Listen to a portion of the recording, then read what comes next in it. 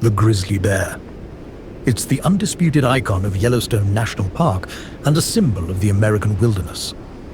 But the bears you see here are unique. They are what scientists call an island population.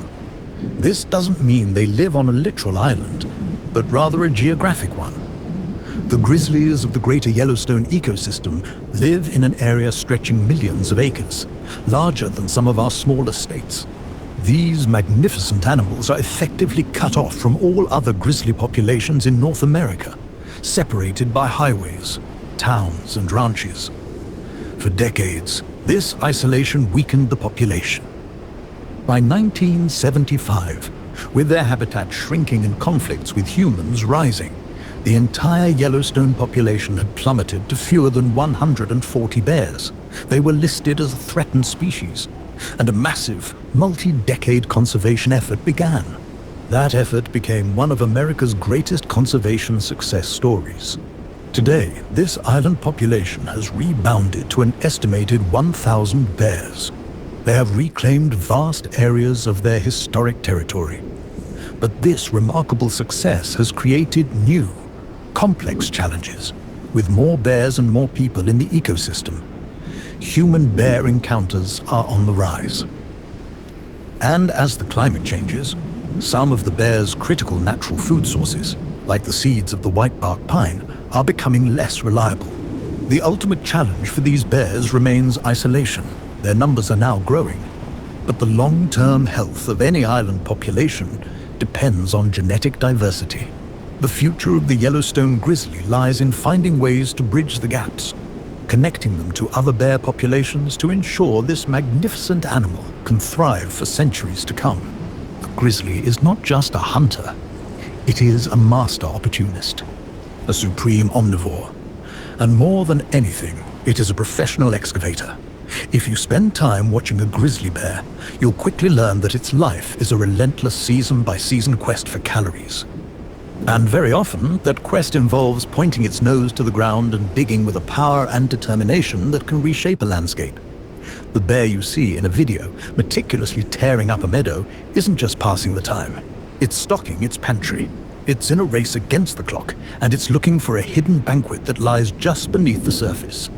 To understand the grizzly, you must first understand its calendar.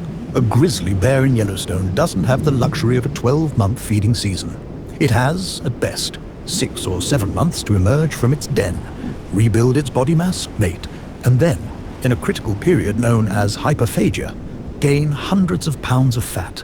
This fat is the bear's sole source of fuel for the 5 or 6 months it will spend in hibernation, a deep sleep where its heart rate plummets and its body lives on its own reserves.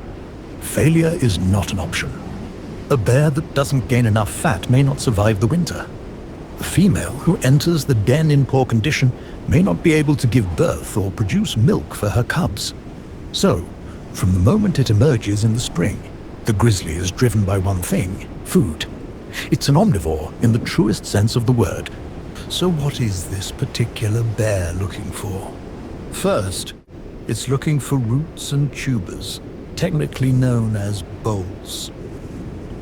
Plants like the biscuit root, yampa, and spring beauty store their energy for the winter in starchy, bulb-like root structures. These are the bear's potatoes. They are packed with carbohydrates and are a reliable food source. The bear uses its phenomenal sense of smell to pinpoint these roots underground. It will then meticulously dig them up, tossing aside dirt and rock, and delicately nibble on the root. When a bear finds a good patch, it may spend hours or even days in one meadow, systematically turning over the soil. The grisly diggings they leave behind are an important ecological sign, aerating the soil and even helping to spread the seeds of the very plants they're eating. Second, the bear is listening. It's hunting. This is what you're seeing when a bear suddenly stops, cocks its head, and then violently pounces on a patch of ground. It's hunting rodents. The meadows of Yellowstone are crisscrossed with the underground tunnel systems of pocket gophers, voles, and mice. These small animals are a fantastic source of protein and fat. A single mouse or vole is barely a snack, but a bear's hearing and sense of smell are so acute, it can often locate an entire nest or a rodent's own food cache. Pocket gophers, in particular, are a prized target. They are larger, and they create extensive burrow systems.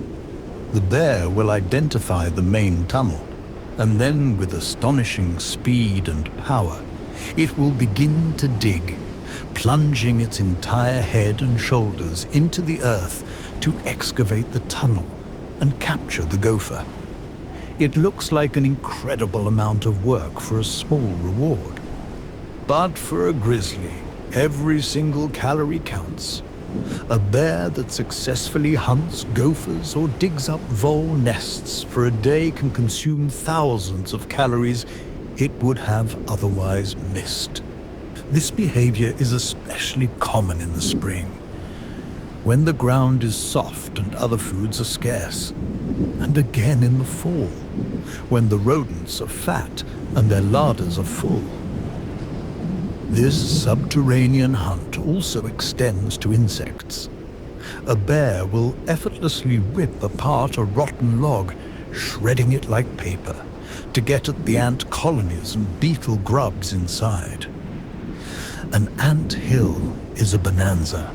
The bear will dig into the hill and feast on the adult ants and, more importantly, the protein-rich larvae and pupae.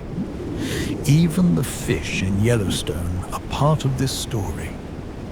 Historically, grizzlies would gather at the spawning streams of Yellowstone Lake to feast on cutthroat trout. But in recent decades, an invasive, non-native lake trout population has decimated the native cutthroat, which spawn in shallow streams. The lake trout spawn in deep water, where the bears can't get them.